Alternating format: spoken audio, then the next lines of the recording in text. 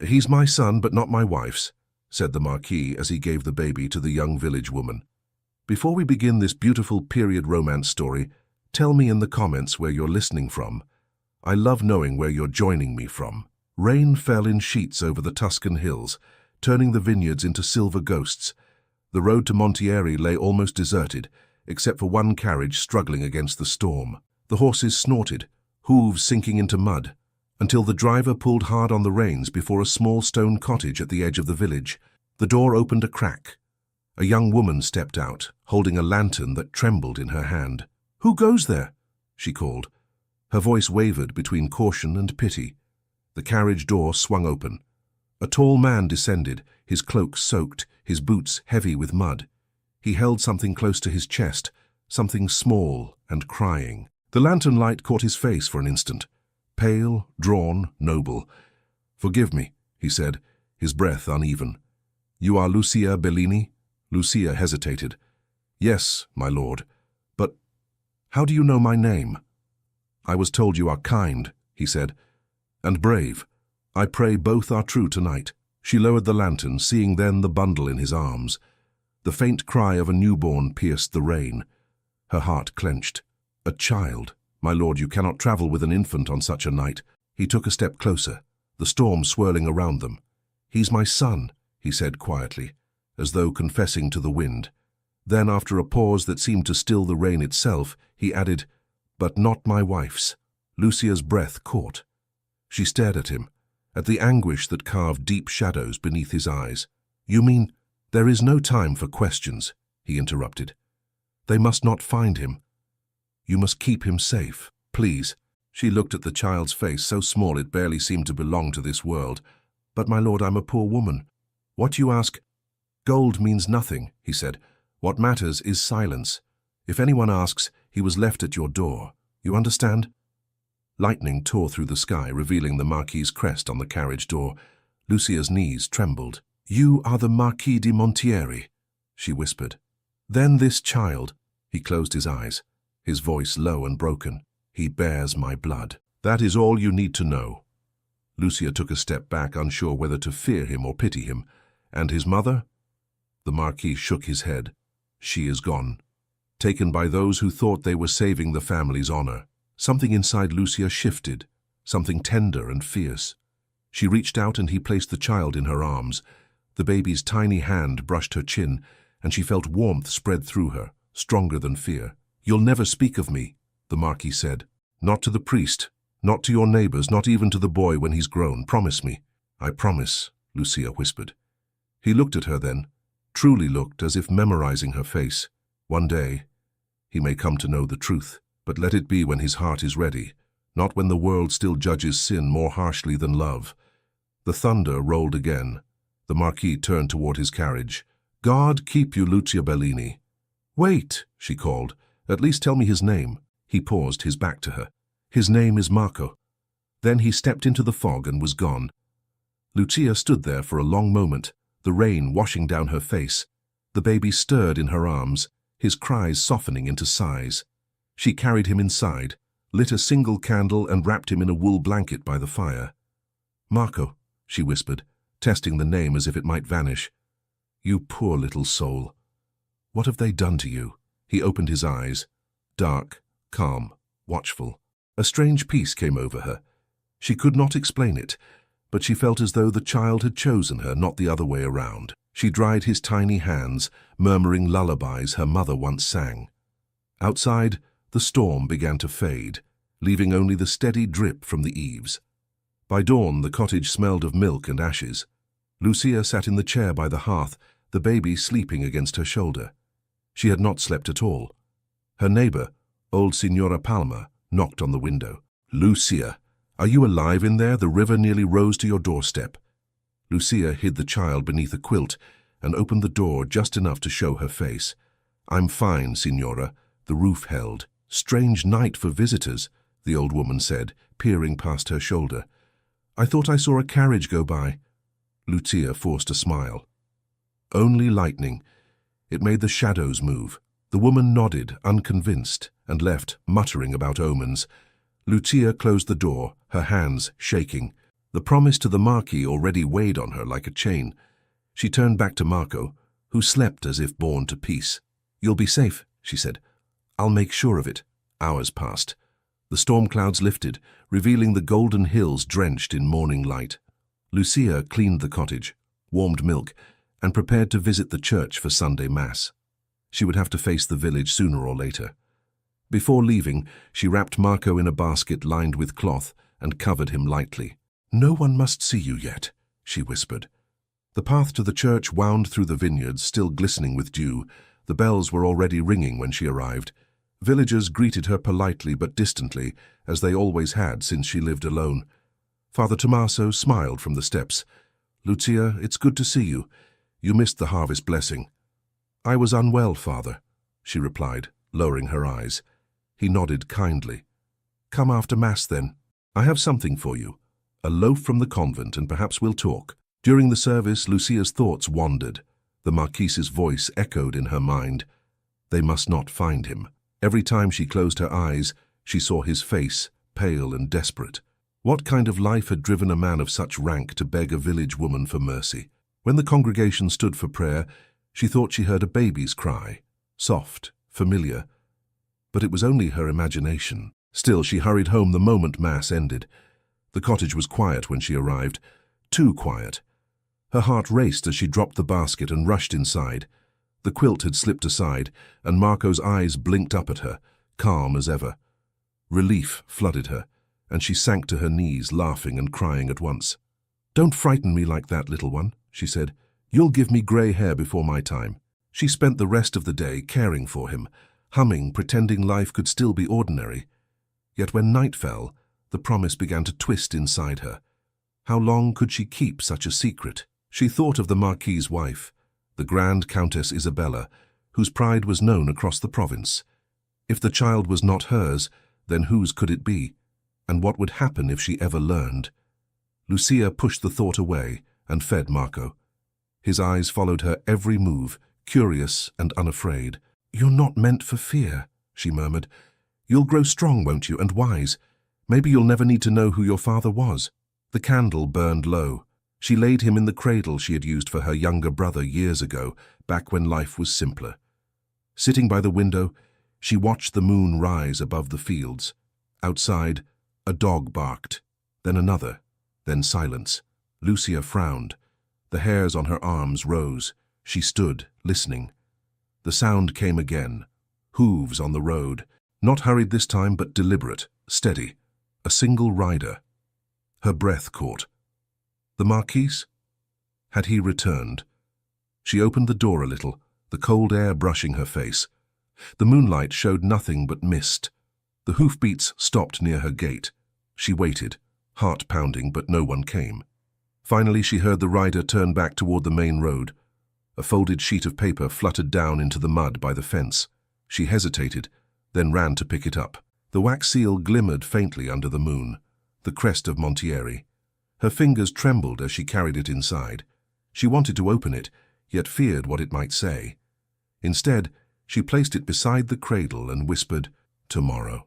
I'll read it tomorrow." Sleep would not come easily. Every creak of the cottage made her start. She dreamed of a castle filled with mirrors, each one showing a different version of herself. The seamstress, the sinner, the mother. When morning arrived, pale and cold, she unsealed the letter. The words were short, written in a hurried hand. "He lives, and for that you have my eternal gratitude.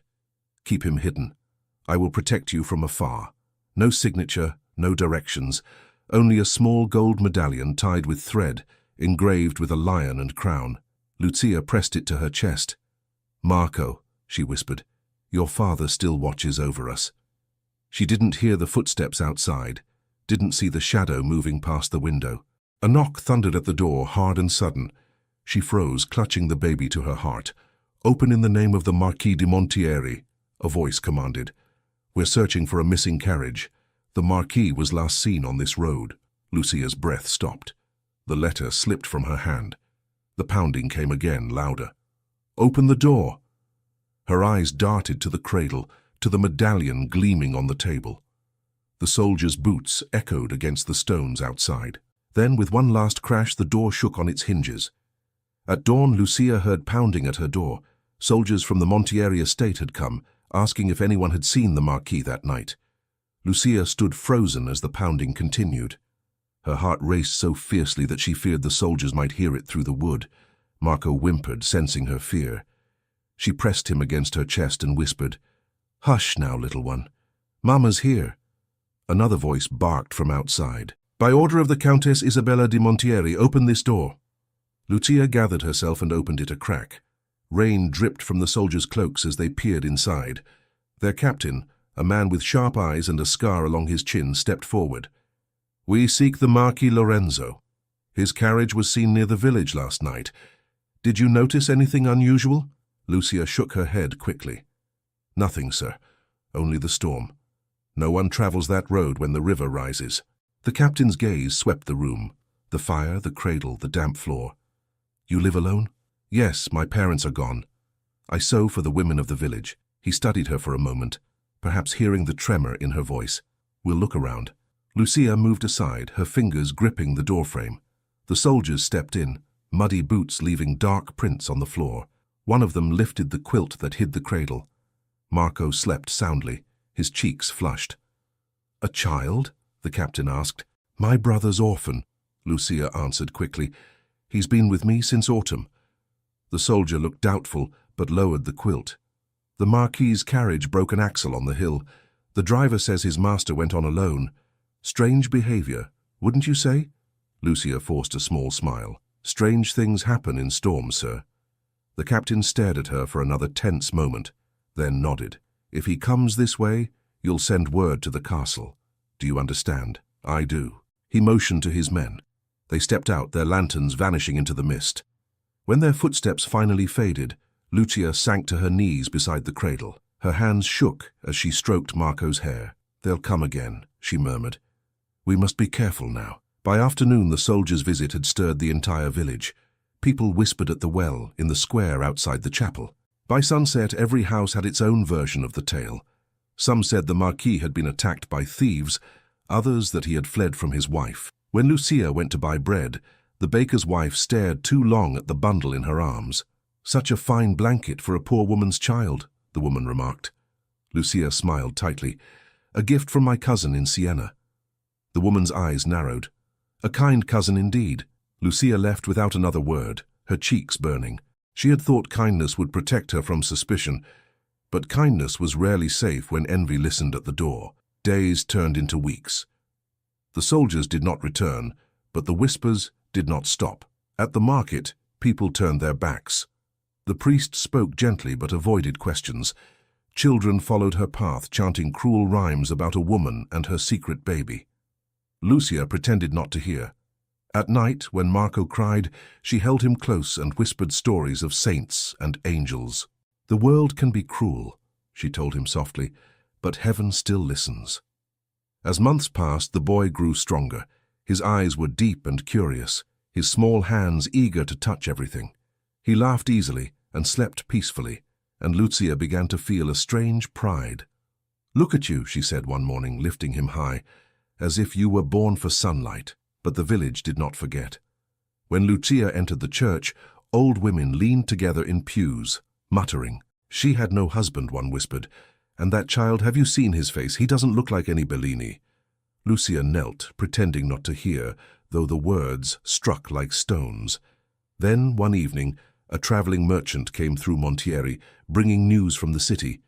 The villagers gathered around his wagon, hungry for gossip. Lucia stayed on the edge of the crowd, holding Marco by the hand. The merchant raised his voice. "Tragic tidings from the Montieri estate. The countess gave birth, but the infant did not survive. The bells of the castle tolled tonight for the heir they lost." A murmur spread through the crowd. Someone whispered, "Then the Marquis's line ends." Another muttered, "Maybe it was God's punishment. They say he wronged his wife." Lucia turned pale. The Marquis's son, her Marco, was alive and his half-brother was dead. She clutched the boy's hand tighter and slipped away before anyone noticed her face. That night she sat by the fire, staring at the flames. "He'll be looking for you now," she said to the child, though he was too young to understand. Or perhaps she will. She prayed for strength, not for herself, but for the boy whose destiny was far beyond her cottage walls. The next morning brought another surprise. When Lucia opened the door, a letter lay on the step. No seal this time, only a folded scrap of paper. Inside were a few words written in a familiar hand. "He lives, and for that you have my eternal gratitude." She stared at the words until they blurred. The Marquis was alive. Somewhere, he still remembered the promise he had asked of her. As she tucked the letter away, the door creaked. Signora Palmer entered without knocking. "Lucia, you've been quiet these days. I thought perhaps you were ill." Her eyes wandered around the small room, resting on Marco, who was trying to stack wooden blocks. "What a handsome boy," the old woman said. "He grows fast." "Yes," Lucia replied softly. "Faster than I can keep up." Palmer leaned closer. "You know, there's talk in the square. Some say you took him from the foundling house. Others say he's the Marquis's." Lucia's heart jumped. "People will say anything when they're bored." The woman frowned. "Be careful. The Countess will not rest while her husband's affairs cast shadows over her name. If she hears rumors, she'll send men again. They say she pays well for truth." "I have no truth to sell," Lucia said firmly. Palmer sighed. "Just guard your tongue, my dear." She left, leaving behind a silence thicker than the storm had been. That night, Lucia took out the small gold medallion she had hidden. Its engraving caught the firelight, the Lion of Montieri. "You'll need this one day," she whispered to Marco. But not yet. Years slipped by like pages in a book. Marco learned to walk, then to speak, his voice bright and quick. He was clever, too clever for the village school. Lucia taught him letters with a slate and chalk she bought from a peddler. "Why do I have to learn so much, Mama?" he asked one day, grinning. "So you can speak with anyone, anywhere," she said. "No one will ever make you feel small." He laughed and threw his arms around her neck.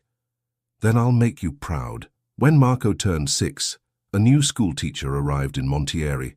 His name was Antonio Bardi, a young man from Florence who had lost his post after speaking too freely about reform and liberty. The villagers viewed him with curiosity, half respect, half suspicion. Lucia met him at the market, where he was buying fruit for his small classroom. He greeted her politely. "You're Signora Bellini, yes? The woman who sews fine linen?" "That's me," she said, balancing a basket of apples. He glanced at Marco, who was examining the coins in his hand. "Your son has a fine mind, I can tell. He counts before he can write." Lucia smiled, proud but cautious. "He's eager to learn. Bring him to my school," Antonio said. "No payment. I want bright pupils, not rich ones." Lucia hesitated. "The villagers might not like that. They already dislike me," he said lightly. "It will make no difference." She laughed, despite herself, and from that moment, trust began to grow. Marco took to his lessons quickly. He read faster than the other boys and asked questions that made even the teacher pause. Antonio often walked him home after class, chatting with Lucia along the way. Their conversations turned from lessons to books, from books to life. One afternoon, Antonio said quietly, "You've raised him alone. That takes strength." Lucia shrugged. "Strength or stubbornness? I'm not sure which." He smiled. "Either can build a good life." In the evenings, when Marco slept, Lucia thought of Antonio's kindness. It warmed her, though she dared not admit it even to herself. She had promised the Marquis silence, and love was a luxury silence could not afford. Yet peace never lasted long in Montieri. That autumn, a tax collector arrived from Florence. He was a stout man with shrewd eyes, sent to count every bushel and goat in the region. When he visited the school, he found Marco reciting Latin with near-perfect pronunciation. "You're a farmer's son?" he asked. "From the village," Marco replied proudly. The man frowned. "You don't speak like a peasant." Antonio stepped in. "Talent belongs to no class, sir." "Perhaps," the man said, eyeing the boy's face. "Still, he looks familiar." When Lucia heard of the remark, her heart nearly stopped. "Familiar," she repeated. What did he mean? Antonio shook his head. "Perhaps nothing, but the resemblance to someone of rank might stir trouble. Keep the boy close." Lucia nodded, though dread had already settled deep within her. That night she took the medallion from its hiding place and held it tightly. "No one must ever see this," she whispered. "Not until the world has changed."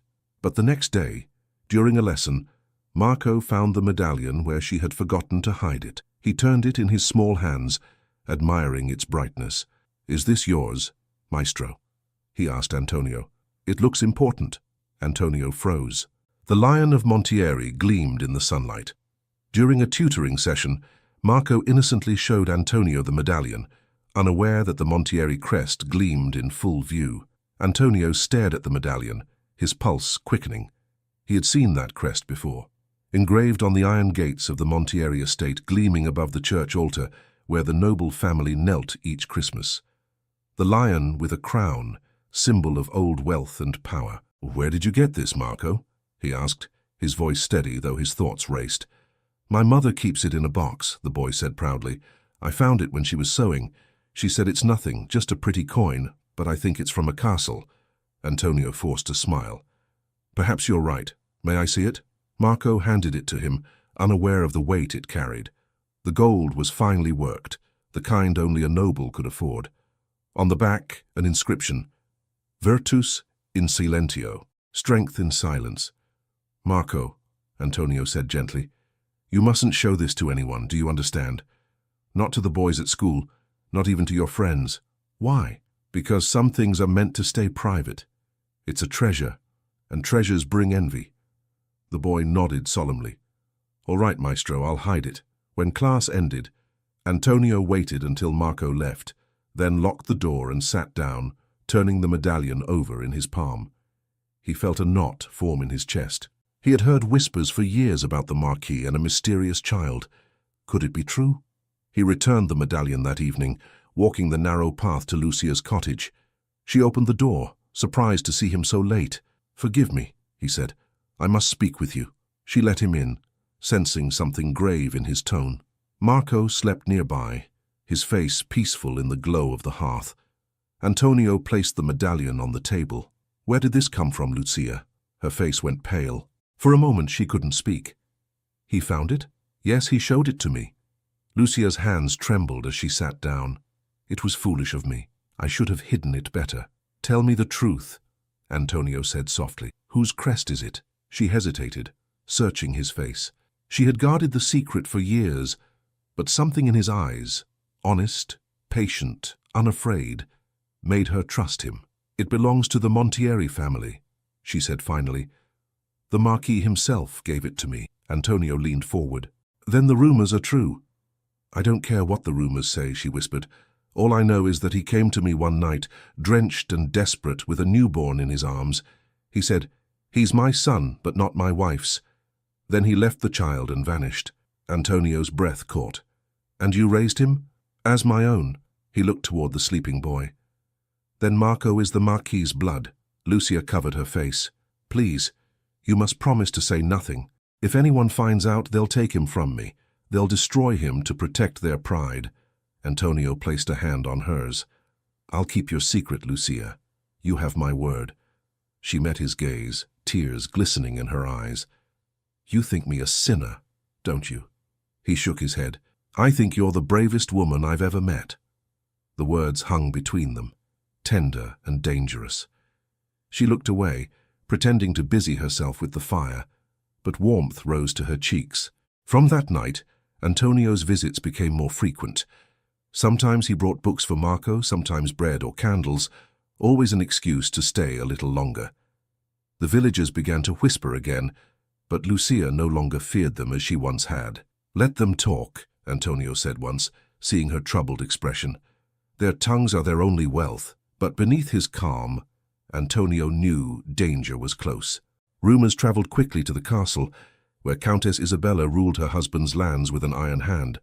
Her spies carried every word of gossip to her, every whisper of scandal, every mention of the lost child. At dinner one evening, a servant dared to repeat the talk from Montieri village. "They say there's a boy there, madam. Clever, well-spoken, and rather like the Marquis." The Countess's knife paused above her plate. "What did you say?" "The villagers call him Marco. He lives with a seamstress named Lucia Bellini." Isabella's lips tightened. "Bellini, I know the name. She used to deliver linen to the castle." "Yes, madam. Years ago." The Countess rose abruptly. "Find out everything. Where she lives, who visits her, and what she hides. If this rumor is true, I'll have it ended before it spreads."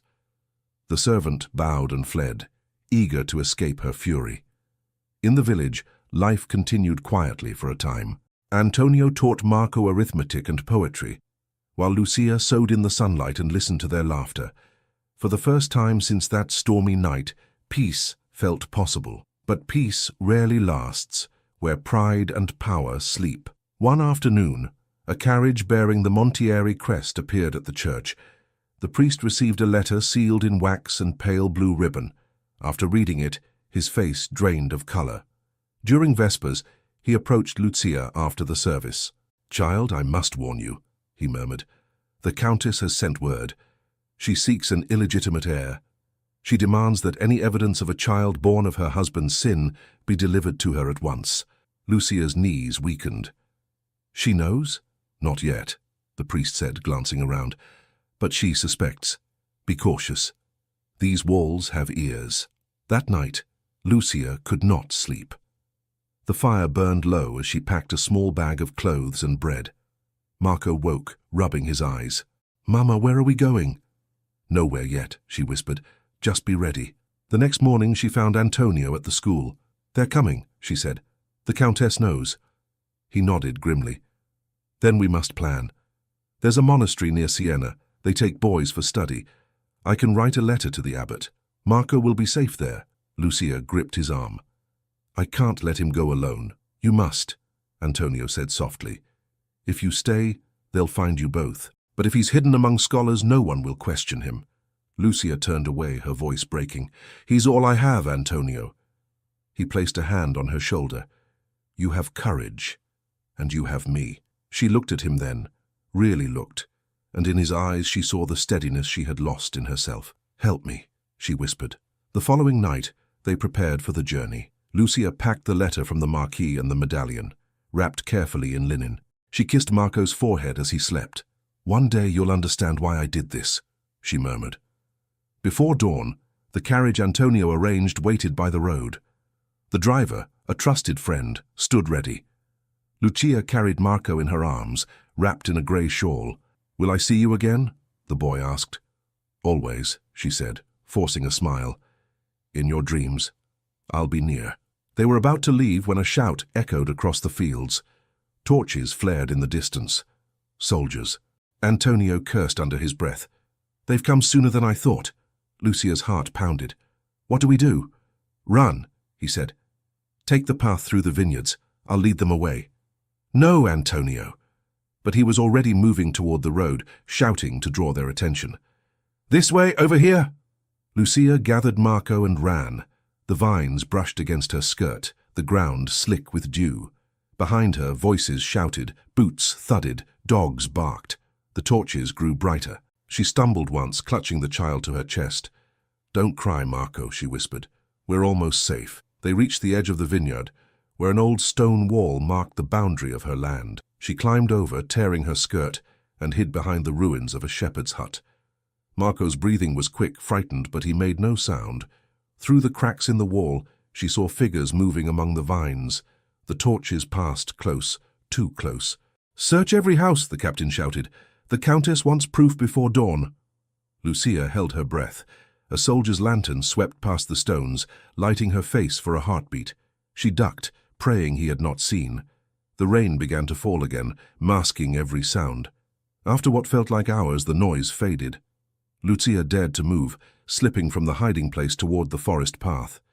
Halfway down the hill, Antonio appeared, soaked and breathless. "They've gone north," he whispered. "We have a few hours." Lucia wanted to thank him, but her voice broke. She reached for his hand instead. He held it tightly, his eyes full of things neither dared to say aloud. They kept walking until the moon sank behind the hills. The road curved toward the abandoned chapel of St. Pietro, half collapsed and forgotten. Antonio pushed open the creaking door, leading her inside. "Rest here," he said. "I'll keep watch." Lucia laid Marco on a bench and covered him with her cloak. The air smelled of old stone and damp earth.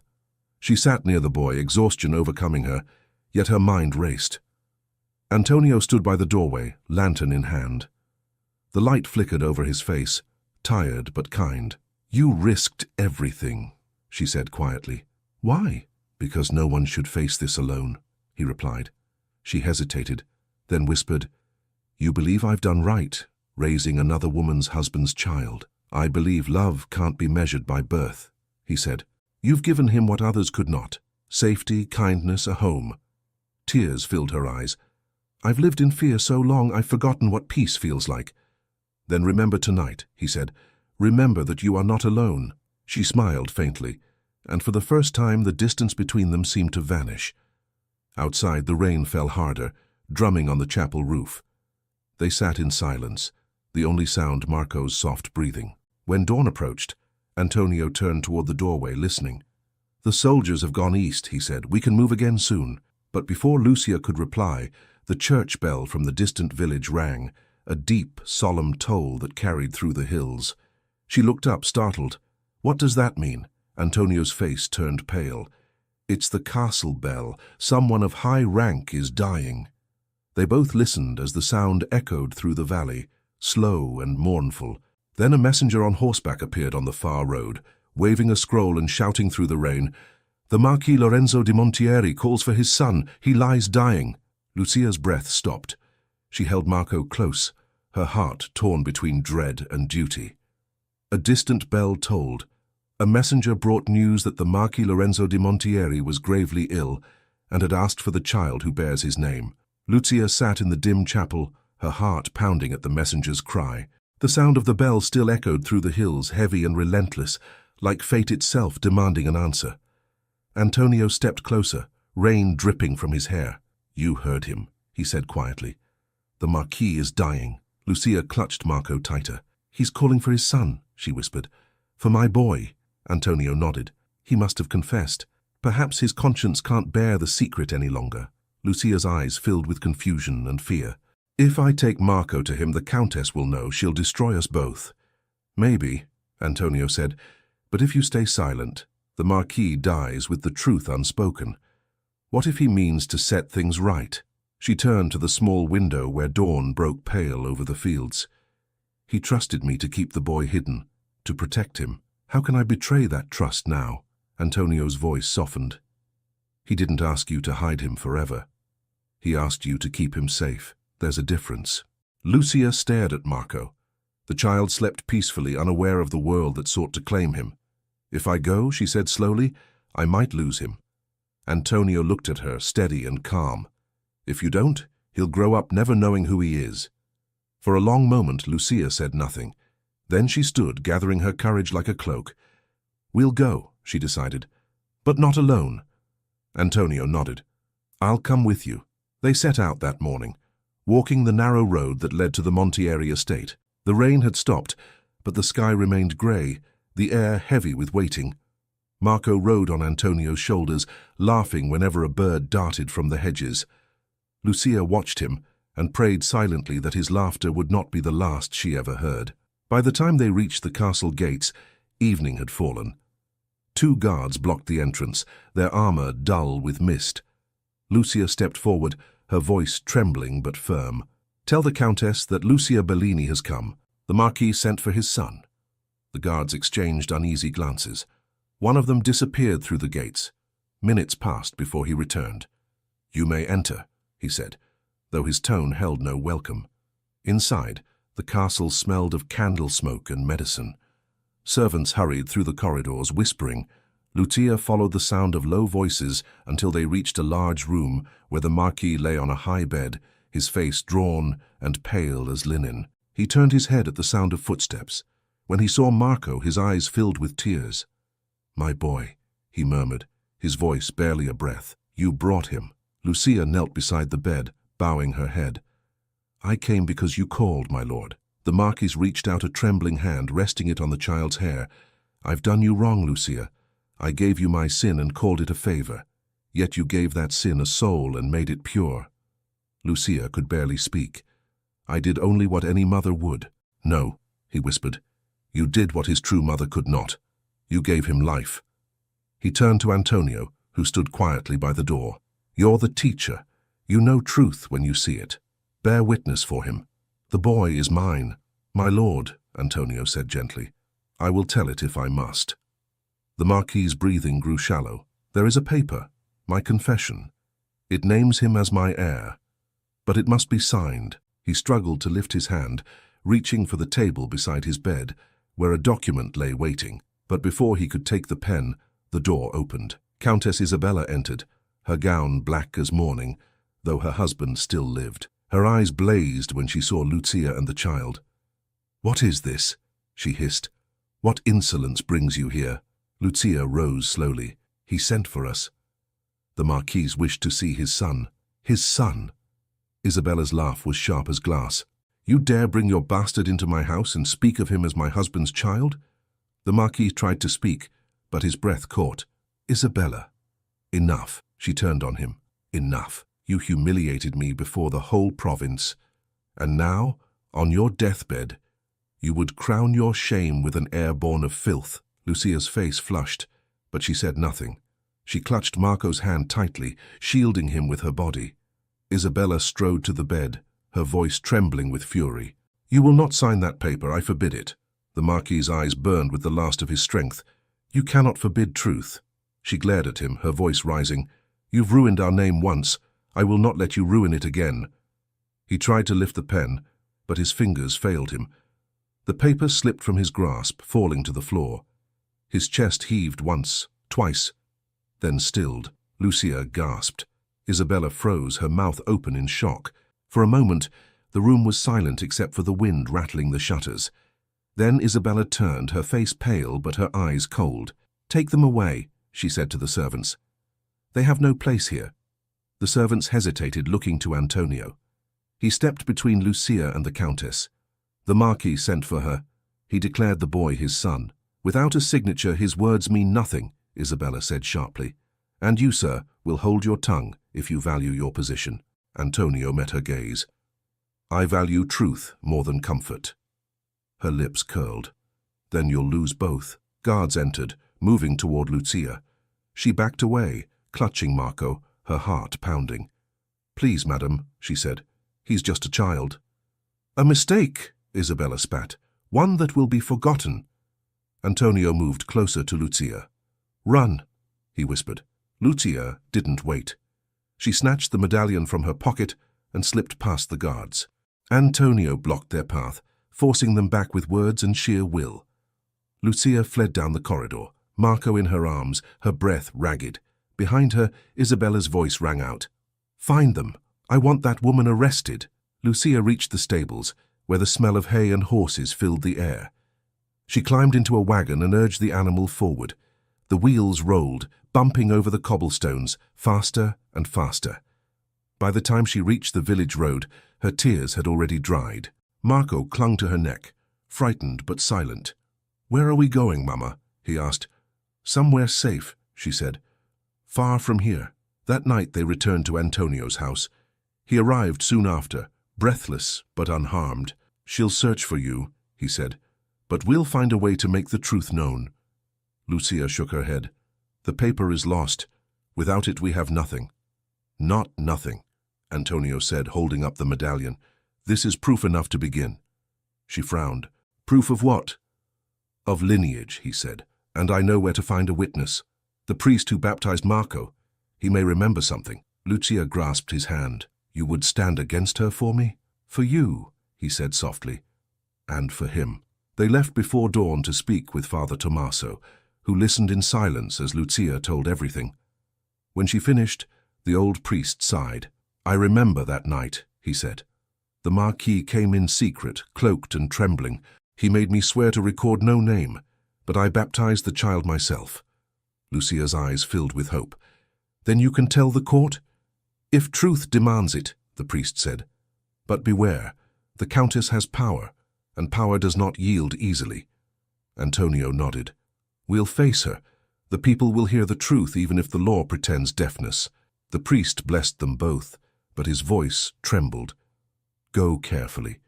The Countess's wrath is a storm, and storms break what stands in their way." When they stepped outside, the morning sun was bright but cold. Lucia held Marco's hand, feeling strength return to her limbs. "I won't hide any more," she said. "Let her do her worst." But her resolve was soon tested. The next day, soldiers arrived in Montieri with a proclamation sealed in blue wax. The herald read it aloud in the square. By command of Countess Isabella di Montieri, all persons harboring or aiding the woman Lucia Bellini and the child called Marco are guilty of fraud and defamation of the noble house. Gasps rippled through the crowd. Some turned away in fear, others whispered prayers. Antonio stepped forward, his voice clear and strong. Then I, Antonio Bardi, stand guilty too. For I believe the child is rightful blood of Montieri, and no law can erase that truth. The herald scowled. Then you'll answer before the magistrate.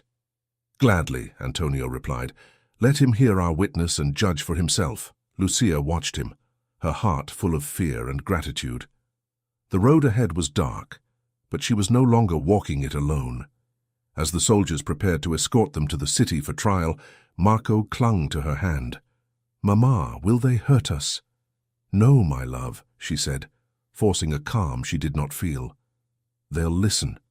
The truth will protect us. Antonio met her eyes. And if truth fails, we will not. They were taken toward the city under the grey sky, surrounded by silence and the sound of distant bells. As Lucia looked back at the fading hills of Montieri, she felt both fear and strange peace, like a woman walking through the last shadow before dawn. As Lucia gathered her shawl to leave the magistrate's hall, the Countess's steward stepped forward and produced the Marquis's medallion, proof that could either condemn or save them. Lucia froze when she saw the medallion gleaming in the steward's hand. The small piece of gold, once hidden under her roof, now shone like a trap. The magistrate's chamber was silent, except for the creak of the steward's boots, as he stepped forward and placed it on the table before them. This, he said solemnly, was found among the possessions of the accused. It bears the crest of House Montieri. The magistrate, a stout man with tired eyes, examined it. And you claim this proves the child's noble birth? The Countess, standing tall and still, smiled coldly. It proves theft and deceit. My husband's medallion was stolen the night he disappeared from the castle. The woman before you, this seamstress, kept it to lend false weight to her lies. Lucia felt Antonio's hand tighten around hers. She looked at the magistrate, trying to find her voice. My lord, the Marquis himself gave it to me, the night he brought me the child. He asked me to protect him. The Countess gave a sharp laugh. A likely story. My husband was a man of honor. He would never place a bastard in the care of a peasant. Antonio stepped forward. I was there when she told the truth. The Marquis confessed his sin before his death. He declared the boy his son. The magistrate frowned. Do you have witnesses to this confession? Lucia hesitated, then said, Only Father Tommaso. He baptized the boy that same night. The Countess turned sharply. Produce him then, if such a priest exists. The magistrate nodded. Let him be summoned. A clerk hurried out. The hall murmured as people shifted in their seats. The villagers had come to watch, their faces anxious, torn between sympathy and fear. While they waited, the Countess paced slowly, her voice cutting through the room. I have endured many things, she said. Whispers about my husband's faithfulness, tales of a village woman favored by fortune. But this attempt to usurp my house's honor will end today. Lucia looked at her, trembling but resolute. My lady, I never wished harm to you or your name. I only kept the promise your husband made me swear, to protect the boy. Protect him? Isabella's eyes flashed. You mean to profit from him? You've taught him to speak above his place, to dream beyond his blood. Antonio spoke before Lucia could answer. The boy's heart is nobler than the titles you guard, madam. If the Marquis's blood runs in his veins, it only proves that virtue can grow even in exile. Gasps rippled through the crowd. The magistrate struck his gavel. Enough. The priest will speak for truth, not emotion. The doors opened then, and Father Tommaso entered, leaning on his cane. His robe was damp from rain, his face pale but composed. He bowed slightly to the magistrate. Father, said the magistrate, you are called to witness. Did you baptize a child under the Marquis's command? The priest nodded slowly. I did. The Countess stiffened. Impossible. Tommaso continued, his voice trembling but clear. One night, many years ago, the Marquis came to me in secrecy. He brought a woman, weary and frightened, carrying a newborn. He asked me to baptize the child quietly, without record. I agreed, for the man's sorrow moved me. I gave the boy the name Marco. The magistrate leaned forward. "And you saw this woman again?" "Yes," said the priest, turning toward Lucia. "She is the same." Lucia's eyes filled with tears. The hall stirred again. The countess's voice rose. "You lie! My husband would not conspire with a priest behind my back." Tommaso's gaze met hers. "He did, my lady, for he feared your wrath more than God's judgment." The magistrate rapped the gavel again, silencing the uproar. "We have heard both sides. The evidence is strong that the child may indeed be the Marquis's blood." The countess took a step forward, her composure cracking. "You would believe a poor woman and a trembling priest over a noble's widow. You dishonor the house of Montieri." Antonio lifted his chin. The house dishonored itself the moment it abandoned an innocent child. "Silence," she cried. Lucia's voice broke through, steady and low. "You have everything: wealth, land, respect. I have only him. If truth belongs to anyone, it should belong to the innocent, not the powerful." The magistrate studied her face. The silence stretched. Then he turned to his clerk. "Record this hearing. The boy shall remain in his mother's care until further decree. The estate must review the Marquis's papers for any mention of him." The countess's face turned white with rage. "You condemn me to shame." "I preserve justice," the magistrate said. Isabella gathered her skirts and strode toward the door, her voice cold and trembling. "This is not over. If the law cannot silence her, time will." The guards followed her out. The moment she was gone, the tension in the room dissolved. Villagers whispered prayers. Others murmured praise for Lucia's courage. Antonio exhaled for the first time in hours. "It's done. For now." Lucia sank onto the nearest bench, trembling with relief. "We survived." Father Tommaso laid a hand on her shoulder. "You did more than survive, child. You spoke truth before those who fear it." The magistrate rose from his chair. "Go home, Signora Bellini. The law will decide what the Marquis's will concealed. But know this, the people saw your heart today." Lucia thanked him softly. She turned to Antonio. "Will you walk with us?" "Always," he said. They left the hall together. Outside, the air smelled of rain and earth. Marco skipped between them, unaware of the storm that had nearly torn his world apart. In the square, people gathered around them, offering quiet smiles and nods of respect. For years they had shunned Lucia, but now they looked at her differently. One woman whispered, "She faced the countess and lived. God bless her." Lucia felt warmth rise in her chest, though fear lingered. "She won't stop," she said to Antonio. "Not while she breathes." He nodded. "Then we'll stay ready." That night they returned to her cottage. The fire burned low, casting golden light on the walls. Marco played on the floor with wooden blocks, while Lucia mended a torn sleeve. Antonio sat nearby, watching her quietly. "You're trembling," he said. "I'm tired," she admitted. "So many years I've lived in silence. Today I spoke, and it feels like waking from a dream." He smiled faintly. "Dreams end, so we can see daylight." She looked at him then, her eyes soft but uncertain. "You've risked everything for me. Your name, your work. Why?" Antonio hesitated. "Because I believe in truth. And in you." Lucia lowered her gaze. "You shouldn't." "Too late," he said gently. The silence between them was full of unspoken words. She wanted to thank him, but gratitude felt too small for what he had done. Instead, she reached for Marco and kissed his forehead. "You're safe," she whispered. "That's what matters." For a while, peace seemed possible. Days passed without sight of soldiers or messengers. The countess retreated to her estate, nursing her fury in silence.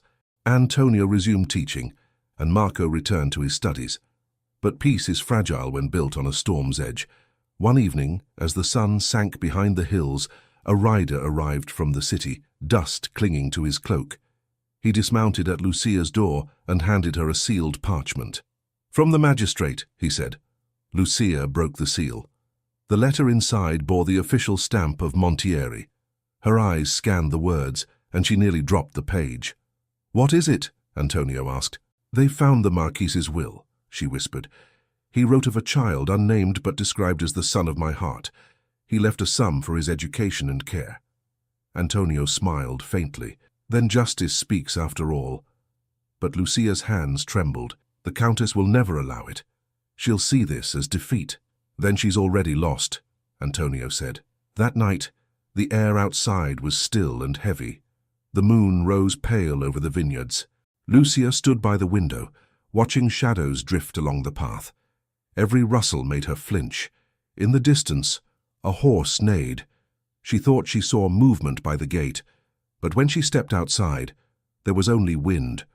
The next morning, Father Tommaso came with news. The Countess has fallen ill, he said quietly. They say her heart is failing. Lucia's expression softened. May God grant her peace. She asked for no priest, the old man added. Some say guilt is her sickness. Lucia sighed. Perhaps it is. For the first time in years, she walked through the village without fear. Children waved at Marco, calling him Little Scholar. The baker's wife offered bread with a smile instead of a whisper. Still, Lucia could not shake the feeling that fate was not done with them. When she reached the square, she saw a messenger from Siena posting a notice on the church door. It bore the royal seal. Antonio read it aloud. By order of the regional court, the estate of Montieri shall review all claims of inheritance. Those with rightful testimony must appear within 7 days. Lucia met his gaze. We must go. He nodded. And this time, we'll go as we are. Not hiding, not begging. As truth itself, she took a deep breath. The journey to Siena would be long, but she no longer feared the road. Marco's small hand slipped into hers, and Antonio walked beside them. As they turned toward the path that led out of Montieri, the sky cleared for the first time in weeks. Sunlight broke through the clouds, warm and bright on the vineyards. Lucia lifted her face to it, feeling the promise of something new, something like freedom. But just as they reached the ridge overlooking the valley, a figure stepped out from behind a tree, dressed in dark riding clothes, eyes cold and unblinking. It was the Countess's steward, and in his hand he held the parchment that bore the Marquis' seal. He bowed slightly and said, "The Countess sends her regards. She wishes to settle this matter, personally." Lucia stepped back, pulling Marco close. Antonio moved in front of them instinctively, his jaw tightening as the steward approached. The man's expression was calm, almost courteous, but there was something behind his eyes, a warning, or perhaps pity. "Her ladyship regrets her former harshness," the steward said. "She wishes to speak with you in private to end this dispute without the courts. The Countess is ill, and does not wish her name dragged through further scandal." Antonio's eyes narrowed. "Ill or not, she's never sought peace before. Why now?" The steward lowered his gaze. "Because she fears death, signor, and the weight of what the Marquis confessed before he died." "Will you deny a dying woman the chance to set things right?" Lucia's heart pounded. "If I go, how do I know I'll return?" "I give you my word," said the steward. "You and the child will be safe. The Countess wishes only to speak." Antonio shook his head. "Her word is worth less than the ink on her seals. You're not going alone, Lucia." The steward hesitated, then nodded. "The Countess said you might insist on bringing your protector." "Very well. But the child must come too. She wants to see him." Lucia's breath caught. "To see him. She said she must," the steward replied quietly. "Before it's too late." Antonio glanced at Lucia. It could be a trap. She nodded, but her voice was steady. "Even so, I must go. If she truly means to end this, then Marco deserves to be known." The journey to the castle was silent. The road wound through fields washed in pale light. The vineyards glistened from the morning dew, and every sound, the creak of the cart, the cry of a bird, seemed louder in the quiet. When the castle gates opened, Lucia felt the same chill she had felt years ago when the Marquis first appeared at her door. The steward led them inside, through corridors dimly lit by oil lamps.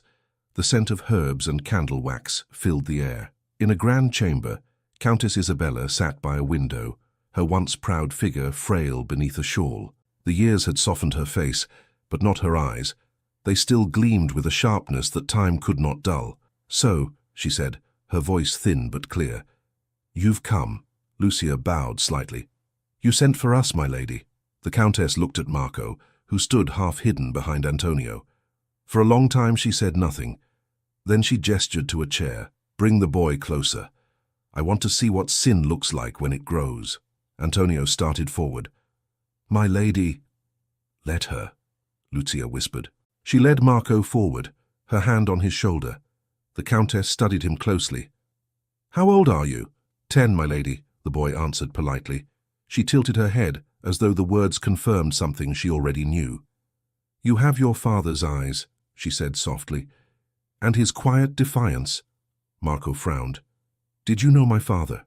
For a moment pain flickered across her face. "I knew him too well." Then her tone hardened. "Tell me, Lucia Bellini, do you teach him that he's noble? That he has a claim to my house?" Lucia met her gaze.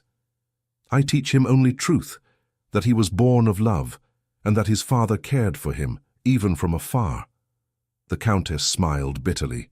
"Love, the word peasants use when they trespass above their place." Antonio stepped forward. "My lady, if you called us here to wound her, then we will leave." But Isabella raised her hand. "Stay. I did not call you here for vengeance. I am dying, and I would leave this world without lies. The will my husband wrote, I destroyed it. It named the boy, though not by name. I burned it the night he breathed his last." Lucia gasped. "Then everything is lost?" "No," Isabella said slowly. "What's lost to parchment can still be restored by word. The court will listen to me now because I am dying. I can tell them the truth if I choose."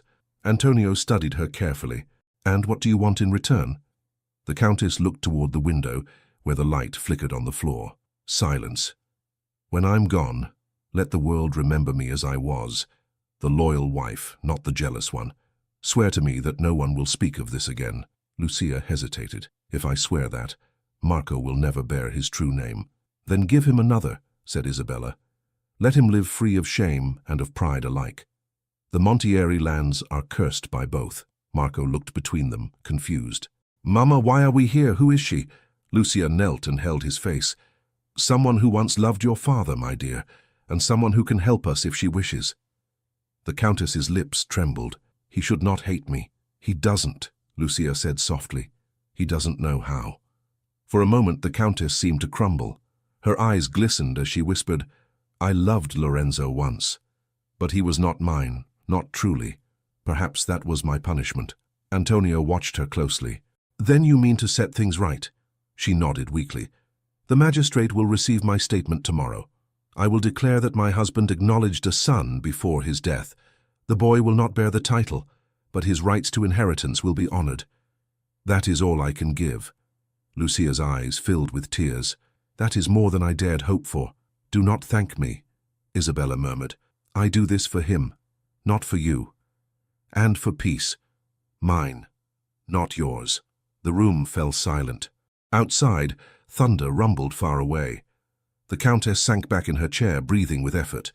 Lucia stepped forward, her voice trembling. "My lady, would you like to bless him before we go?"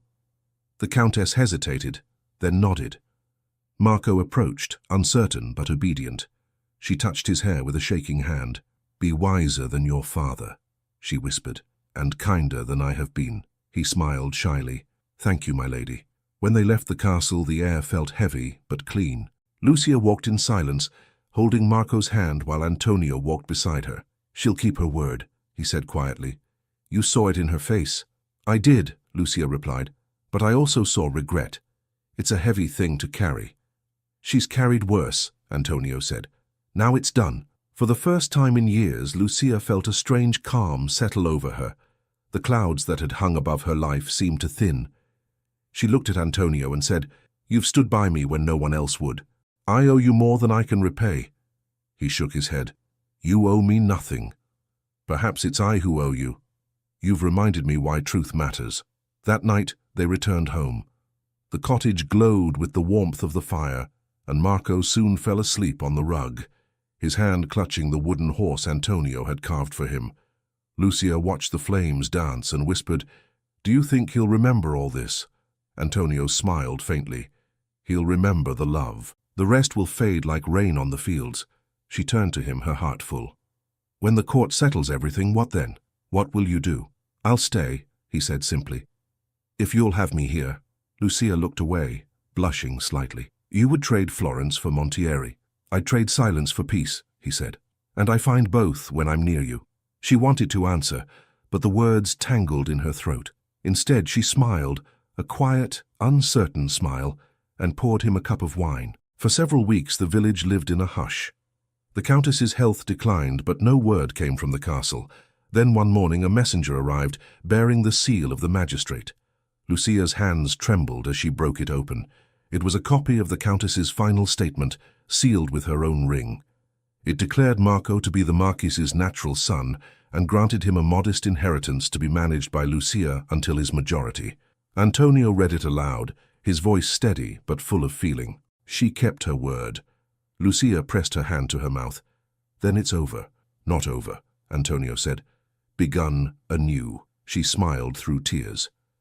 A new beginning, then. That evening, they buried the last letter from the Marquis beneath the old olive tree behind the cottage.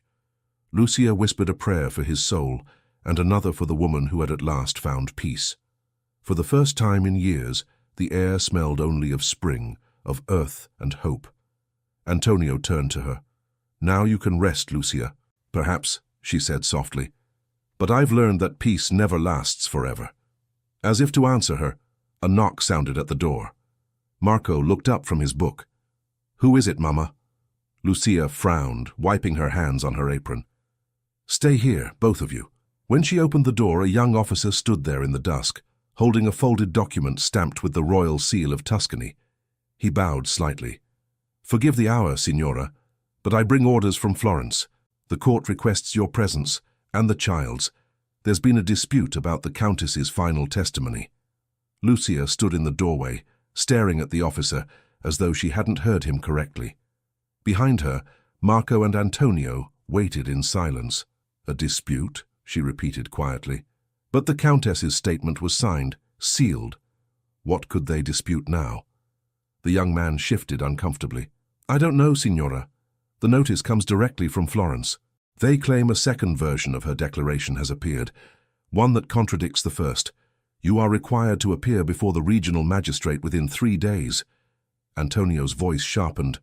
"A forged document, then. Someone's trying to erase her last act of mercy." The officer hesitated. "I'm only a messenger, but I would advise caution on your journey. Travel is not safe for those who draw attention from noble houses." Lucia's heart thudded in her chest. "We'll go," she said finally. "We have nothing to hide." After the officer left, Antonio paced the room. "It could be a trap," he said. "If someone within the estate forged a new paper, they'll use the law to undo everything." Lucia sat down, weary but resolved. "I can't hide forever. The truth doesn't change because they wish it to."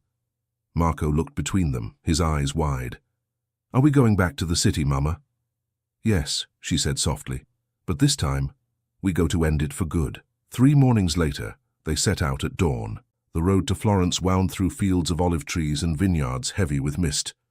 Marco rode in the wagon's back, humming softly, while Antonio guided the reins. Lucia watched the sky lighten, her mind full of the Countess's dying face and the strange peace she had left behind. When they reached the city gates, guards examined their summons carefully before allowing them to pass. The magistrate's hall stood near the Arno River, grand and grey beneath the November sky. Inside, the air smelled of ink and candle wax. They were led into a large chamber lined with tall windows. The same magistrate from Montieri sat at the centre, his expression grim. Beside him stood a clerk holding 2 sealed letters. Lucia recognized the wax crest on one. It bore the Countess's personal seal. The other was marked only with the Montieri emblem. The magistrate looked up as they entered. "Signora Bellini, Signor Bardi, you have returned to answer a challenge to the Countess's final testimony." Antonio nodded. "We are ready to hear the accusation." The magistrate motioned to the clerk, who unrolled a parchment. "This document, received from the Montieri estate, claims to be a later declaration written by the Countess 2 days before her death. It revokes the recognition of a natural son and affirms that the Marquis left no legitimate or illegitimate heir." Lucia gasped. "That cannot be true. She signed her confession before witnesses." The magistrate's voice softened. And yet this new document bears her signature as well. Antonio stepped forward. Forgery. You can see the difference in the ink, the line of the hand. The magistrate nodded slightly. That is what we must determine. He turned to Lucia. Do you still possess the original statement? Lucia held it out with trembling fingers. This is her true word. It came to me through the magistrate of Montieri himself. The clerk accepted it and placed both documents side by side. The magistrate studied them for several minutes. The seals differ, he said at last. One bears her ring, the other only the crest. It is possible this later copy was made without her knowledge. Antonio said quietly, someone in the household wanted to restore the shame she tried to erase. The magistrate looked thoughtful. The steward of the Montieri estate. He was close to her, was he not? Lucia's eyes darkened. Too close, perhaps. He brought me her first letter, the one asking for peace. Then we must hear from him, the magistrate said. He called for a guard. Send for Cesare Lippi, steward of the late Countess Isabella di Montieri. While they waited, the hall grew tense. Marco sat quietly beside his mother, his small hands folded in his lap. Lucia touched his shoulder. Don't be afraid, she whispered. The truth always finds its voice. Antonio glanced at her and smiled faintly, even when the world tries to silence it.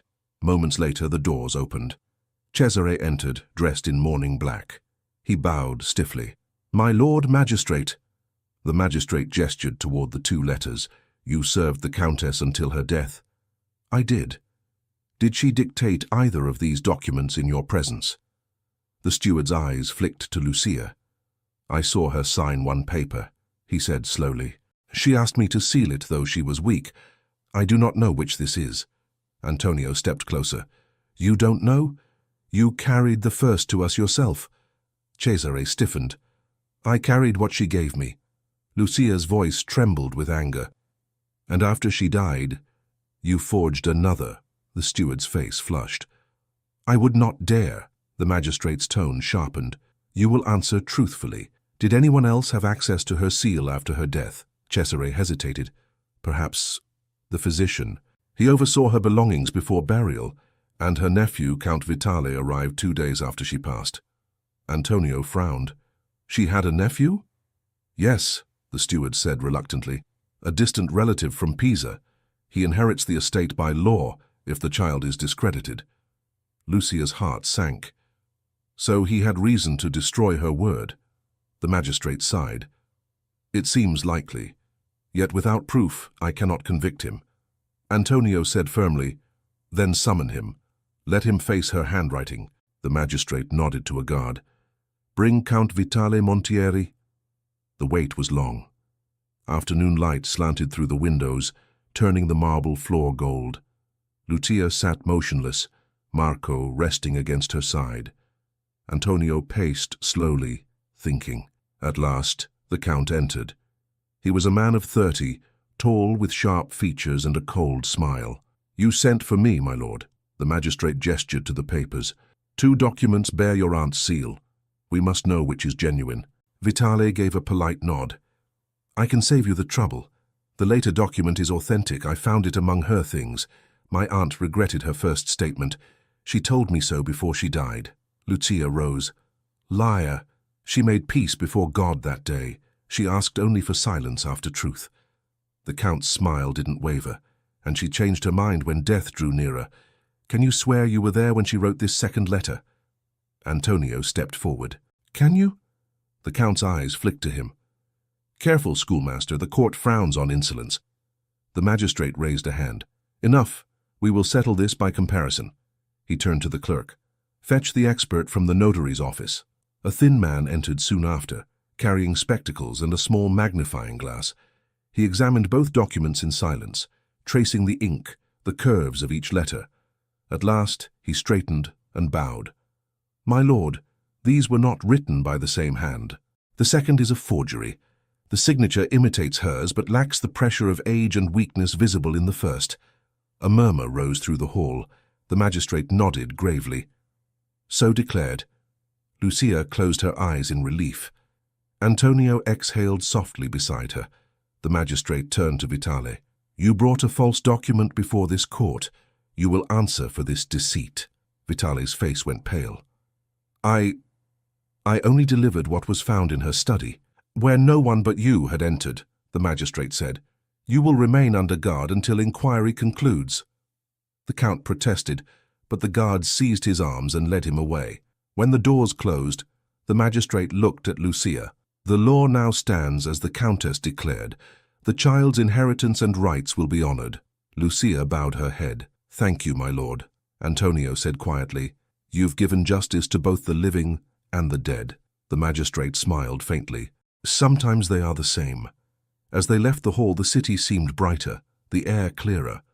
Marco skipped ahead, laughing as pigeons scattered from the steps.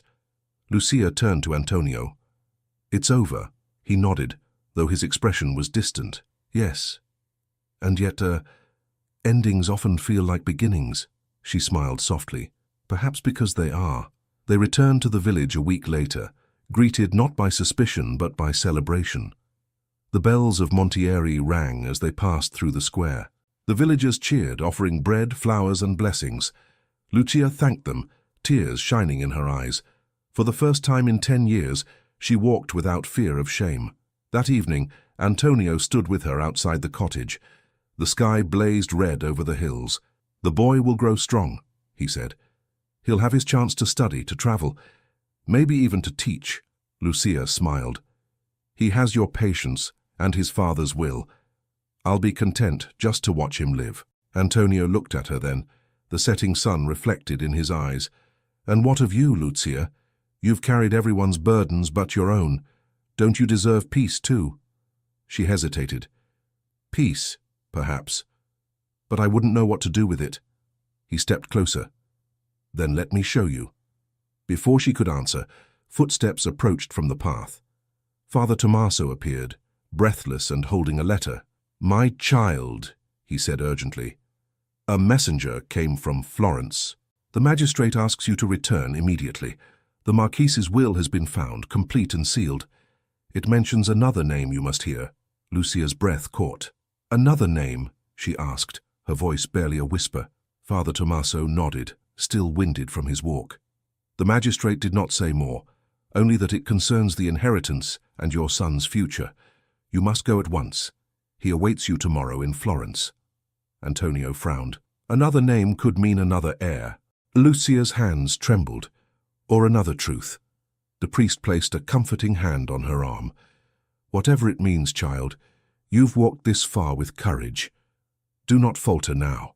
That night, Lucia packed little more than clothes and the worn wooden toy Marco never traveled without.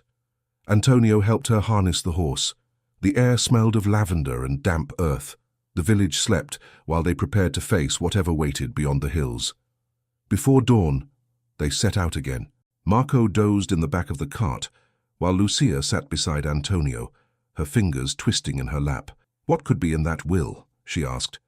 The Marquis's letter, his medallion, the priest's word, all said the same thing. What else could matter now?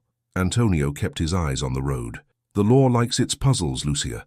Sometimes a truth must come twice before men believe it.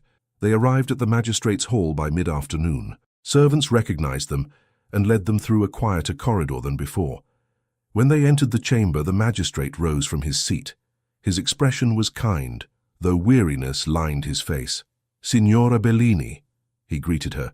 Thank you for coming so quickly. Please sit. Lucia obeyed. Antonio stood beside her, watchful as ever. The magistrate took a sealed parchment from the table and laid it carefully before them. This document was found hidden in a chest belonging to the late Marquis. It was preserved by his steward and delivered by order of the court. It appears to be his final will, written in his own hand and witnessed by 2 servants. Lucia's heart pounded. Does it speak of the boy? It does, said the magistrate, but also of another person. He unfolded the parchment and read aloud, To my beloved son Marco, born of my true affection and the kindness of Lucia Bellini, I leave the inheritance of my personal estate, land, income, and protection. And to Antonio Bardi, whose conscience and intellect I once admired, I entrust his education and guardianship should misfortune befall his mother. Lucia's eyes widened. Antonio? Antonio stared in disbelief. He wrote my name? The magistrate nodded. It seems the Marquis knew of you, perhaps through his steward or the priest. Your work as a teacher was known in the province. He must have chosen you as guardian for the child's future. Lucia turned to Antonio. Then it was fate that you came to Montieri. You were meant to protect him. Antonio smiled faintly. Or perhaps fate waited for us to choose what was already written. The magistrate continued reading. There is more. The Marquis requests that the Countess, if she survives him, show mercy to those he wronged. He confesses to loving a woman not of his class, a woman of compassion, whose name he conceals for her safety. He calls her the keeper of my heart's truth. Lucia covered her mouth. He meant me. The magistrate folded the parchment gently. The Countess's confession confirms this. Together they leave no doubt. The inheritance is yours to manage until Marco's maturity. His status as heir to the Marquis's private fortune is hereby recognized under Florentine law. Lucia exhaled slowly, tears brimming. Then at last it's finished. Almost, said the magistrate. The court must seal the will before witnesses. I have summoned the village priest to verify the Marquis's handwriting. Once done, the estate shall release funds for the boy's schooling and the preservation of your property. Antonio bowed slightly. You have been just, my lord. The magistrate smiled. Justice sometimes moves with slow feet, but it does arrive. After signing their names, Lucia stepped out into the courtyard. The sun was bright, the air heavy with the scent of olives and stone. Marco ran to her and threw his arms around her waist. Mama, are we free now? Lucia knelt, pressing his cheek against hers. Yes, my love, free and safe. Antonio watched them quietly, his heart tightening with something deeper than joy. When Lucia rose, their eyes met, and for a moment words seemed unnecessary. They spent the night in a small inn near the river. Lucia could not sleep. She sat by the window watching the reflections of lanterns on the water. Antonio joined her after a while, carrying a candle. You should rest, he said gently. I can't. Every time I close my eyes, I see the Marquis's face. I hear his voice saying, keep him safe. I wonder if I've done enough. You've done everything, Antonio said, more than anyone else could. She looked at him, her eyes soft. And why did you stay, Antonio? You could have left when the scandal began. You owed me nothing. He hesitated, then said quietly, because you gave me something I didn't know I needed. Purpose. I thought teaching was my life. Then I met you, and I learned what courage looks like. Lucia felt her throat tighten. You speak as if courage and fear walk together. They do, he replied. Only those who fear truly know what bravery means. Their hands brushed, then lingered. Neither moved away. The candle flickered between them, painting soft light across their faces. Outside, the wind carried the faint toll of a distant bell, slow, solemn, yet peaceful. The next morning they returned to Montieri. The villagers gathered to hear the news. Father Tommaso read aloud the Marquis's will in the square, his voice trembling with joy. When he finished, the people cheered. God bless the boy, someone shouted. And his mother. Lucia smiled through her tears. For the first time she felt no shame in their gaze. That evening, she walked through the vineyards with Antonio. The air was cool and full of the scent of ripening grapes. Marco ran ahead, chasing the first fireflies of summer. He's growing fast, Antonio said. He'll soon outlearn me. Lucia laughed softly. He has your mind. You should see how he argues with his lessons. Even I lose to him now. Antonio smiled. Good. Let him grow strong enough to question everything, even fate. Lucia looked out over the hills. I used to think fate was cruel, but perhaps it's just patient. He studied her profile, the sunlight tracing her hair. Or perhaps it was waiting for you to forgive yourself. She turned to him, surprised. Forgive myself? For loving a man you couldn't have. For raising a child the world called sin. For surviving when you thought you'd broken. Her voice was barely a whisper. And what if I still don't know how? Then let me teach you, he said softly. They stood there for a long moment, the silence tender between them. She didn't pull away this time. Days turned into weeks. The estate's funds arrived, and with them came a quiet stability that Lucia had never known. She repaired the roof, planted new vines, and began teaching the village girls to sew. Marco studied under Antonio, who found new joy in his work. One afternoon, as they were closing the school, a messenger from Siena arrived. He carried a simple envelope addressed to Lucia. She broke the seal and read aloud. By order of the court, the inheritance of the late Marquis Lorenzo di Montieri is hereby confirmed to his natural son, Marco Bellini, under the guardianship of Lucia Bellini and Antonio Bardi. The estate recognizes their stewardship and honors their service to the Montieri name. Antonio grinned. Then it's official. The last shadow is gone. Lucia folded the letter carefully. No, she said softly, smiling. It's only changed shape. Shadows are part of light, after all. That evening, the three of them sat by the fire. Marco drew pictures of castles and vineyards, dreaming aloud of becoming an architect. Lucia watched him, pride glowing in her eyes. Antonio leaned close. He'll build what others only imagine, Lucia smiled. Then he truly is his father's son. The sound of laughter filled the cottage. It was a sound untouched by fear, full of promise and life. But as the fire burned low, there came another knock on the door. Lucia opened it to find a man in a long traveling coat, his face hidden by the brim of his hat. He bowed respectfully. "Forgive the intrusion, signora," he said. "I come from Florence. The magistrate sends urgent word.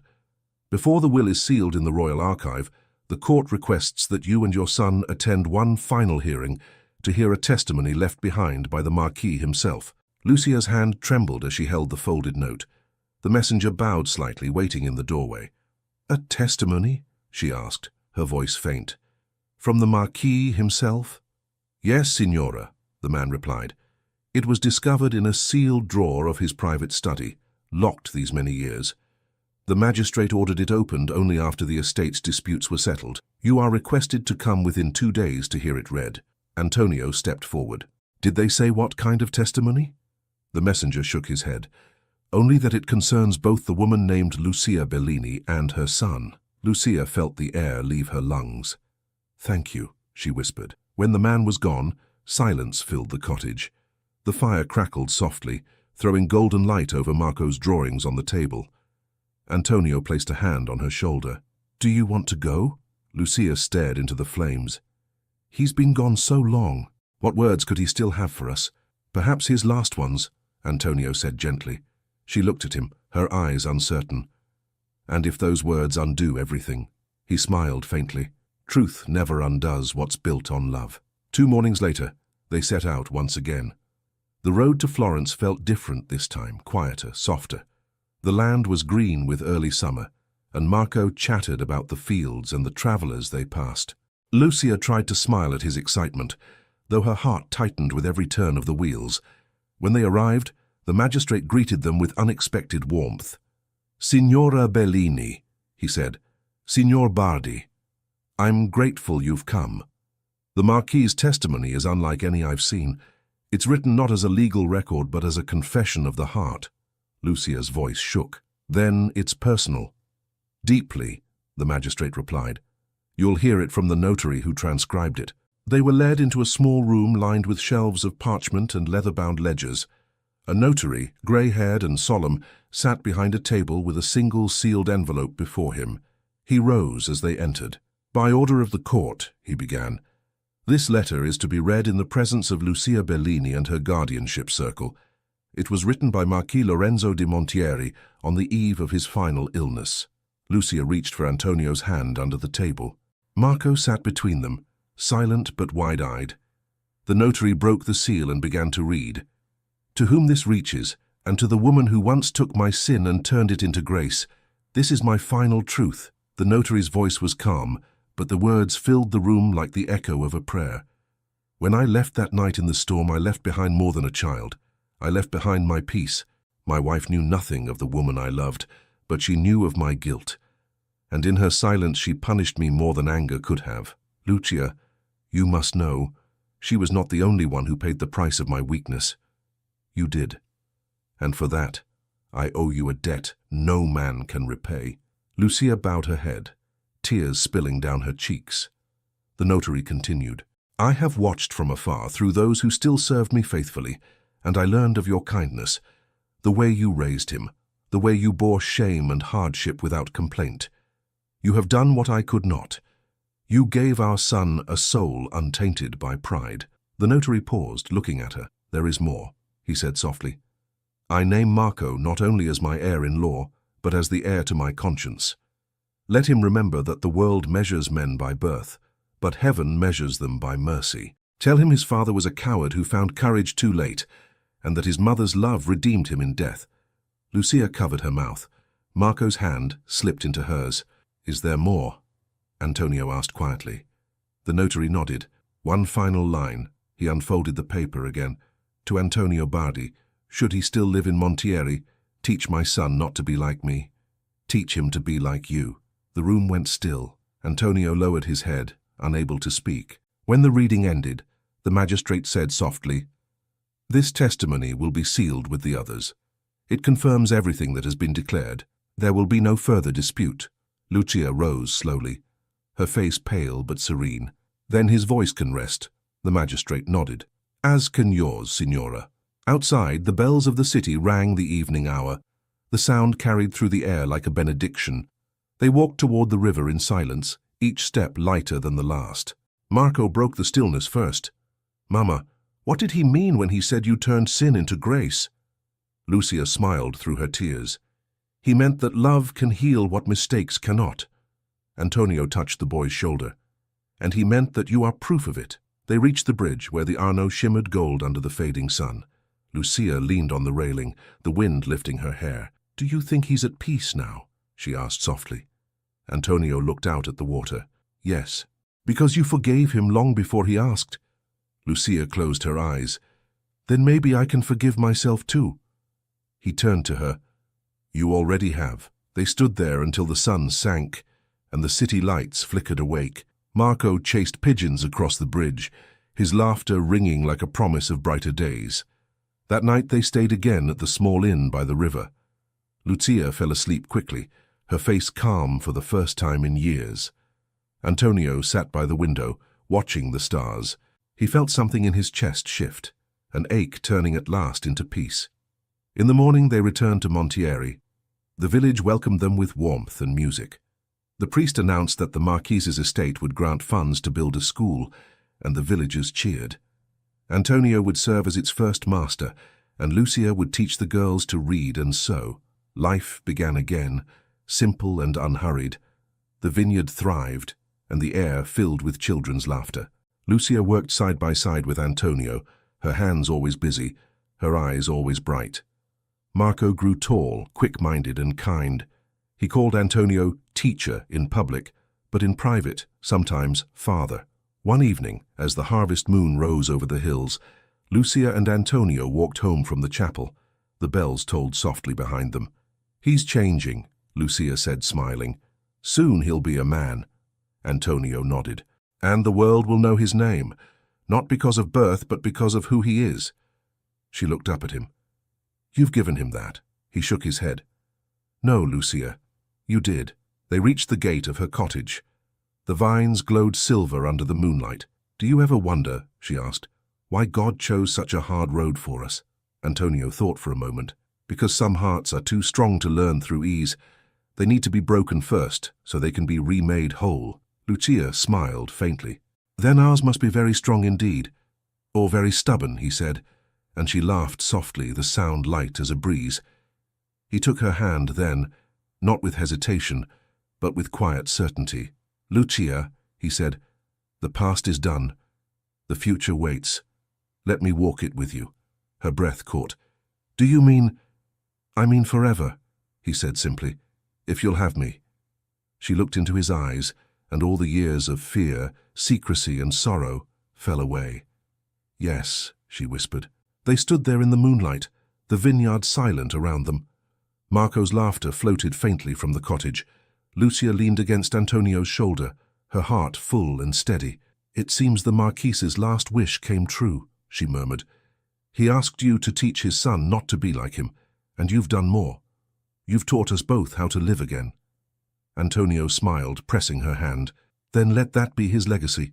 Lucia looked toward the hills, their edges soft against the night sky.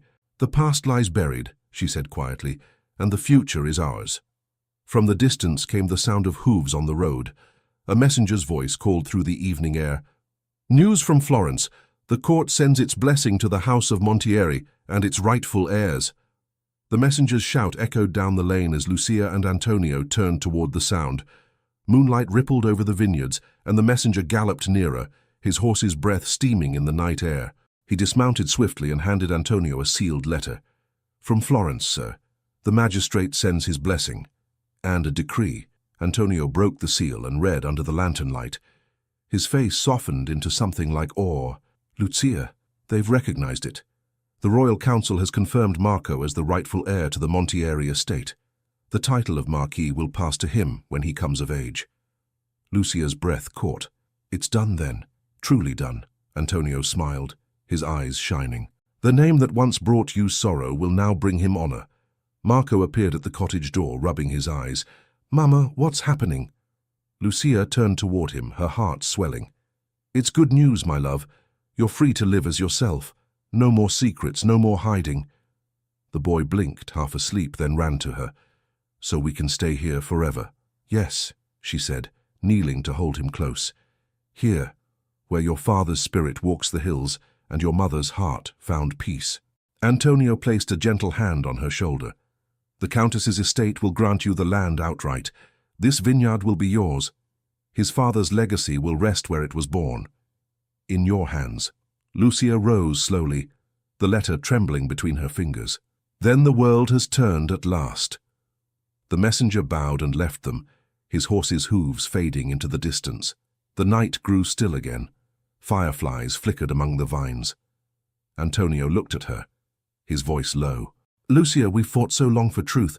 What will you fight for now?" She met his gaze. "For life, for what comes after struggle." He smiled. "And what if life asks for love?" She didn't look away. "Then I will give it freely without fear." Antonio took her hands. "Lucia Bellini, I've loved you since the first day I saw you standing in the rain, defying the world with nothing but courage in your eyes. I have waited for the storm to end so I could ask you this. Will you marry me?" Her breath caught. The night seemed to hold its breath too. She looked down, her tears falling onto their joined hands. "All my life I've belonged to silence," she whispered, "to duty, to secrecy, to promises I didn't make but had to keep. If I say yes now, it will be the first promise that is truly mine." Antonio smiled, his voice unsteady with joy. "Then make it yours." She nodded once, firmly. "Yes, I will." He drew her close, and for a moment the years of fear vanished as if they had never been. His hand cupped her face, his thumb brushing away her tears.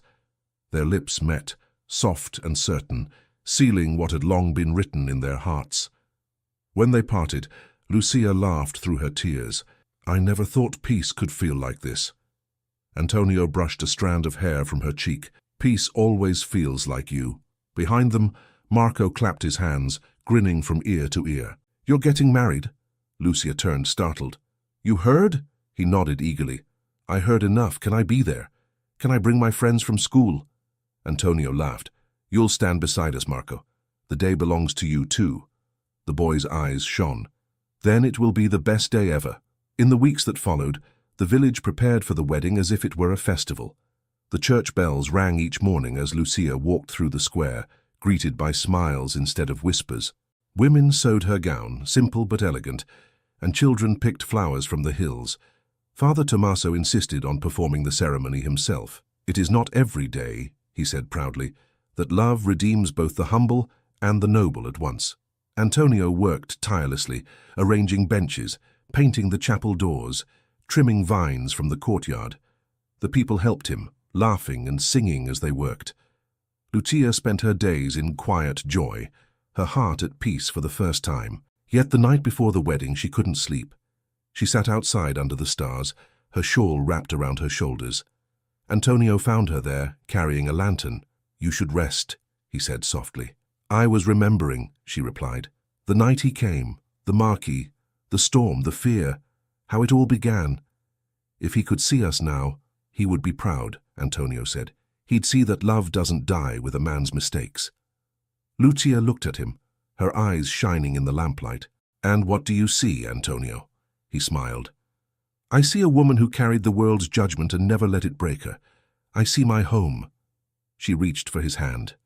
"Then stay beside me. Tomorrow, and all the tomorrows after." "I will," he said simply. The dawn came bright and clear, the sky painted gold. Bells rang across the valley. The villagers gathered, their voices a joyful hum. Lucia stepped out of her cottage, dressed in white linen trimmed with lace. A wreath of olive leaves crowned her dark hair. Marco walked beside her, proud and tall, holding a small bouquet of wildflowers. When they reached the chapel, Antonio waited by the door. He wore no finery, only a clean coat and a white shirt. But the way he looked at her made the world fall away. The priest raised his hands and the murmurs fell silent. "My children," Father Tommaso began, "you have walked through shadow to reach this day. May light now follow you wherever you go." As he spoke the vows, Lucia's voice trembled only once when she said his name. Antonio's words were firm, full of the calm strength she had always admired. When the priest declared them husband and wife, the bells pealed wildly, echoing across the valley. The crowd cheered. Marco threw petals into the air, laughing. Music rose, the simple tune of fiddles and tambourines, filling the square with life. Lucia and Antonio led the procession back to the vineyard, where tables waited under the vines. The villagers feasted and danced until the sun began to sink behind the hills. As the evening light turned golden, Antonio took Lucia's hand. "Come," he said, "I have something to show you." He led her to the edge of the vineyard, where the olive tree stood, the same tree under which she had buried the Marquis's letter. The grass around it was green and full of tiny white flowers. Antonio knelt and uncovered a small wooden box buried beneath the soil. Inside lay the Marquis's medallion, gleaming faintly in the last light of day. Lucia touched it, her fingers trembling. "You kept it?" "I kept it for this moment," he said. "So you could see what once was shame now shining as a blessing." She smiled, tears in her eyes. "You always find the right words." He stood and placed the medallion around her neck. "Because you've given me the right heart." The music drifted up from the square, soft and distant. Lucia rested her head against his chest. "Do you think he's watching?" she whispered. Antonio looked up at the fading sky. "If love leaves anything behind, he is." They stood there until the first stars appeared. Then they walked back to the celebration hand in hand. The night became a blur of laughter and dancing. The villagers toasted their names, the children played, and the music never stopped. Marco danced between them, his face glowing with pride. When the candles burned low and the guests began to leave, Antonio took Lucia's hand once more. "Let's walk," he said quietly. They slipped away from the crowd, down the vineyard path glowing faintly in the starlight. The air was warm and full of the scent of ripe grapes. Lucia turned to him, her smile soft. "I used to dream of nights like this, quiet, safe, filled with nothing but the sound of the wind." Antonio drew her close. "And now?" "Now," she said, "I don't need to dream anymore." He kissed her then, not with haste or fear, but with the quiet certainty of a man who had waited his whole life to find home. She wrapped her arms around him, her heart full, her spirit free. When they parted, she whispered, "You've given me more than love, Antonio. You've given me my name back." He smiled against her hair. "Then promise me one thing." "What?" "That you'll never let the world make you small again." Lucia looked up at him. "I promise." The wind carried the distant sound of the bells, softer now, almost like laughter. Above them, the stars seemed to shimmer brighter, as if the heavens themselves were blessing the life that had begun from so much pain. They walked back to the cottage, where Marco was already asleep by the hearth. The firelight flickered over his face, peaceful and innocent. Lucia stood for a long moment watching him. "He's safe," she said quietly. "Truly safe." Antonio came up behind her, wrapping his arms around her waist. "He has his mother's courage. The world will not break him." She leaned back against him. "And his father's grace." He smiled. "Perhaps a little of both." The flames danced lower, the house warm and still. Lucia turned in his arms, her voice no more than a whisper. "Do you remember what you asked me once? What I would do if life asked for love?" "I remember," he said. She smiled. "Then here is my answer." Her lips met his again, and the years of sorrow, fear, and loneliness melted into something infinite and tender. When the morning came, the hills were golden with light. The vineyard shimmered with dew. Lucia stepped outside, barefoot in the grass, breathing in the sweetness of a world reborn. Antonio followed, wrapping a shawl around her shoulders. Marco's laughter echoed from the garden, where he was chasing butterflies with the dog. Lucia turned to Antonio, her eyes bright. "We've come so far." "Yes," he said softly. "And we have farther still to go." She smiled. "Together, always." They stood there in the sunlight, the vineyard stretching before them, the sound of bells and birds mingling in the warm air. The world, once cruel and closed, had opened its arms at last. Antonio took her hand, lifting it to his lips. "From the day the Marquis placed that child in your arms," he said, "the world began again. Today it belongs to us." Lucia's heart swelled. "Then let us live it fully." And as the wind swept gently across the hills, carrying the scent of harvest and hope, Lucia knew that love, quiet, patient, and steadfast, had finally conquered every sorrow. The bells of Montieri rang once more, not for loss or confession, but for joy. And in their music, the story of the Marquis, the village woman, and the child who united two worlds found its final, everlasting peace. Thank you so much for listening to this story all the way to the end. We hope it moved you as much as it moved us while telling it. We'd love to hear your thoughts. Leave us a comment telling us where you're listening from and what you liked the most. Rate this story from 0 to 10. What score would you give it? If you enjoyed this story, don't forget to subscribe to the channel and leave a like as a show of support. That really motivates us to keep creating and sharing more stories full of emotion and life lessons. And before we go, we want to remind you that an exciting and heartwarming story recommendation will appear on the final screen. If you'd like to enjoy it, just click on the video. Thank you once again for being here, and we'll see you in the next story.